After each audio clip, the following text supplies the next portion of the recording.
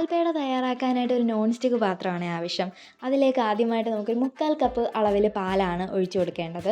പാലിനി ചെറുതായിട്ടൊന്ന് ചൂടായിട്ട് വരണം. അതിന് നല്ലതോണം നമ്മൾ മിക്സ് ചെയ്ത് കൊടുക്കണം. ഇതെല്ലാം ഹൈ ഫ്ലെയിമിലാണ് ചെയ്യേണ്ടത്. പാല് ചൂടായിട്ട് വരുമ്പോഴത്തേക്ക് 1/2 കപ്പ് പഞ്ചസാര ആഡ് ചെയ്യാവുന്നതാണ്. 1/2 കപ്പ് തന്നെ ആവശ്യത്തിനുള്ള മധുരമുണ്ട്. ഇനി അത് നല്ലതോണം മിക്സ് ചെയ്യുക.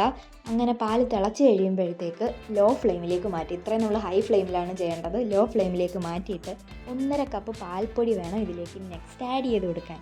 ഇനി നല്ലതോണം കൈയെടുക്കാതെ മിക്സ് ചെയ്യുക എന്നുള്ളതാണ് അടുത്ത പരിപാടി എന്ന് പറയുന്നത്. ഇത് കട്ട പിടിക്കാൻ പാടില്ല കേട്ടോ, നല്ല ക്രീമി ആയിട്ട് വേണം ഇരിക്കാൻ.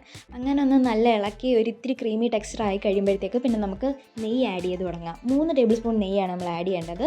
ഒരുമിച്ചല്ല, 1 ടേബിൾ സ്പൂൺ ആഡ് ചെയ്ത് നല്ലോണം മിക്സ് ചെയ്ത് അടുത്ത ടേബിൾ സ്പൂൺ അങ്ങനെയാണ് ആഡ് ചെയ്യേണ്ടത്.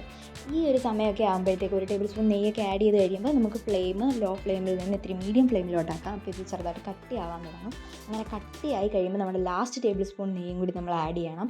ഇത് കട്ടിയാവുന്നത് എന്താണെന്ന് പറഞ്ഞാൽ നമ്മുടെ ഈ പാലിൽ ഈ പഞ്ചസാരയും പാൽപ്പൊടിയൊക്കെ നല്ലോണം പിടിക്കണം. ഇനി ഒരു ഗോൾഡൻ കളർ ആകുമ്പോഴത്തേക്കാണ് ഇത് കറക്റ്റ് പരുവാകുന്നത്. നല്ലോണം ഇളക്കണം കേട്ടോ, ഇല്ലെങ്കിൽ ഇത് തണുക്കുമ്പോൾ നമ്മുടെ കയ്യിൽ ഒട്ടിപ്പിടിക്കും. ഇതിപ്പോൾ കറക്റ്റ് ആയിട്ടുണ്ട്.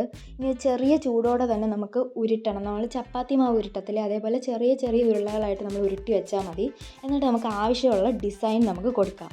ഇപ്പോൾ നമ്മുടെ വീട്ടിൽ ഡിസൈനൊന്നും ഇല്ലാത്തതുകൊണ്ട് നമ്മളൊരു കുപ്പിയുടെ അടപ്പിൽ വെച്ചിട്ട് ഇങ്ങനെ വെക്കുകയാണ്. അപ്പോൾ കുപ്പിയുടെ അടപ്പിലെ വരകളെല്ലാം അതിൽ വരും. അതാണ് എൻ്റെ ഡിസൈൻ.